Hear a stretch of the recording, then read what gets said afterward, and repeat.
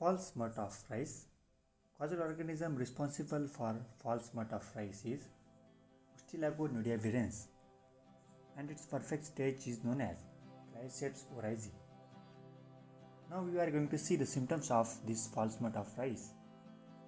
The fungus transforms individual grains into the yellow or greenish spore balls of velvety appearance, which are small at first and 1 centimeter or longer at later stages. Here you can see the images of false smut of rice.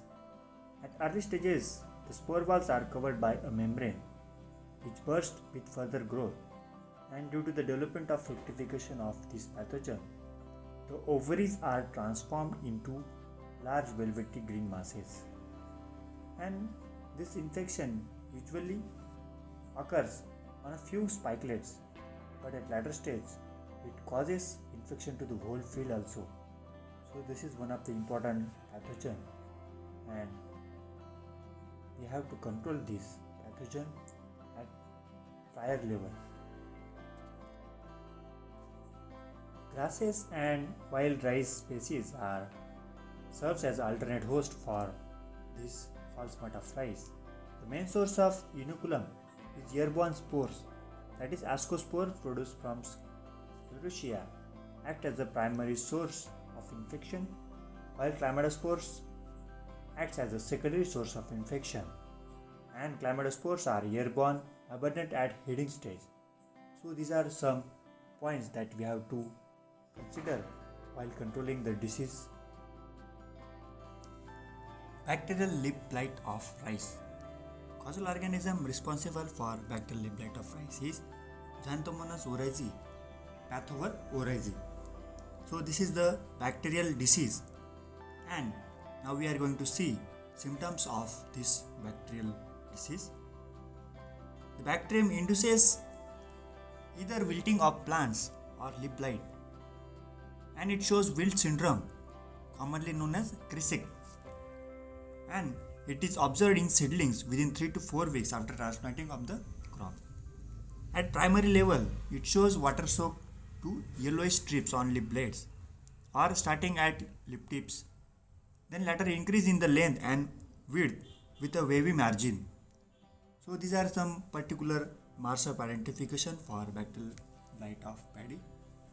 Another most important marks of identification for bacterial blight of paddy is ooze. That means bacterial ooze. Bacterial ooze that looks like a milky or opaque dewdrop on young lesions early in the morning. You can easily identify this bacterial ooze come out from the infected portion, and it completely depicts that it is the symptoms of bacterial leaf blight. And these lesions turn yellow to white as the disease advances.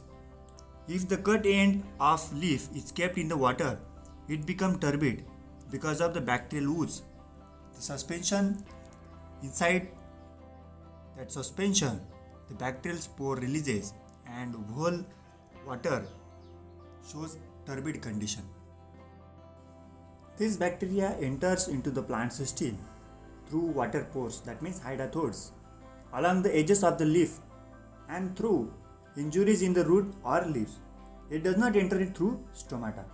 So this is most important point, that bacterial blight of paddy pathogen, that means Xanthomonas axonobodis pathover enters into the plant system through hydatodes only.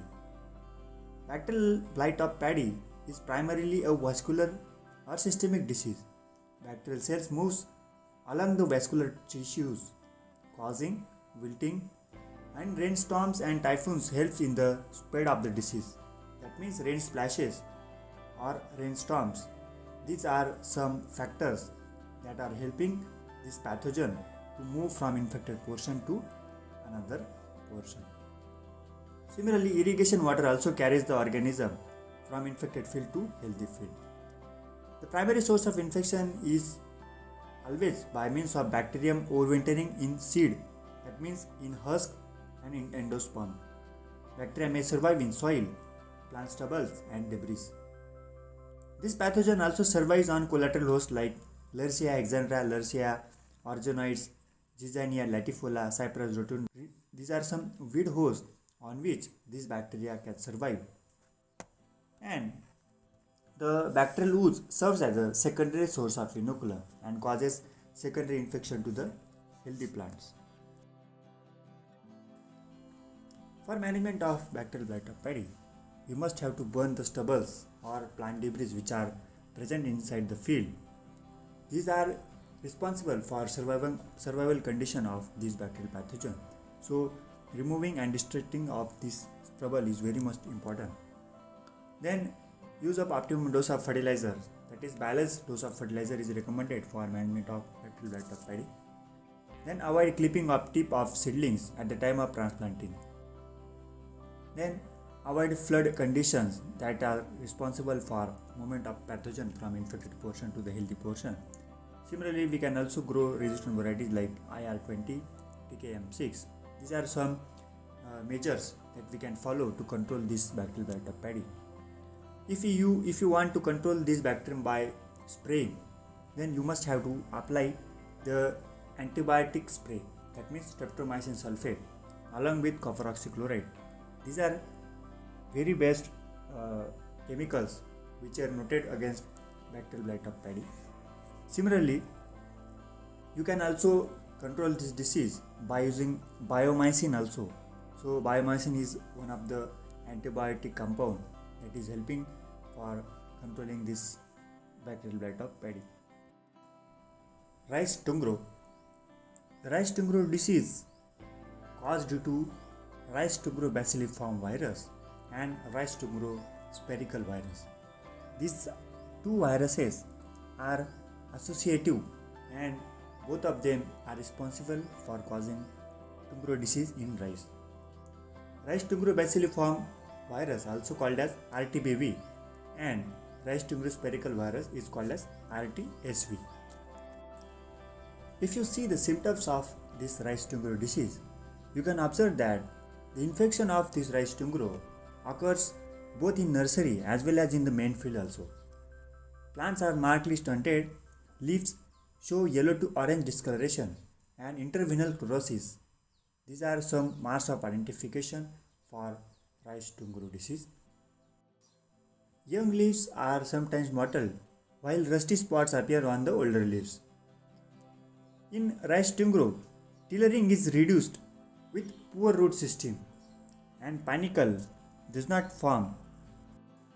For quick identification of rice tungro disease, you have to collect the infected plants, and these plants, that means that leaf tips should be cut up to 10 cm from long leaf tip, and it should be collected early in the morning before 6 am and then it dip into solution containing 2 gram iodine and 6 gram potassium iodide in 100 ml of water for 30 minutes. So this test is called as iodine test. If there is the presence of tungro infection, the leaves shows the color of blue streaks, and if there is absence of blue streaks after this treatment, that means there is absence of tungro disease. So these are some quick identification method for rice tungro disease. This rice tungro disease is one of the viral disease, and it transmits from infected portion to the healthy portion or infected field to the healthy field by means of leaf hoppers, that is Nephotetics virescens, and it transmitted in non-persistent manner. Now we will see the management of rice tungro disease. Deep summer plowing and burning of stubbles, it is first point for management of this rice tungro disease to avoid the primary infection of rice tungro. Similarly, the weed host, that is recommended to remove all weed hosts which are responsible for survival condition of this rice tungro disease. Similarly, grow resistant or tolerant varieties that are mentioned here, that is MTU 9992 1002. These are some tolerant varieties that we can use Next, we have to also control the insect vectors which are responsible for transmission of this rice tumour disease. And we can control these insect vectors in nursery by application of carbofuran granules at the rate of 170 gram and 10 days after sowing and 10 kg per acre in the main field also. Similarly, we can also control these insect vectors by using insecticide like monocritophos 2 ml per liter or phosphomidone 1 ml per liter or ethanophos 5 ml 1.5 ml per liter or neem oil at the rate of 3%, which are effective against these insect vectors.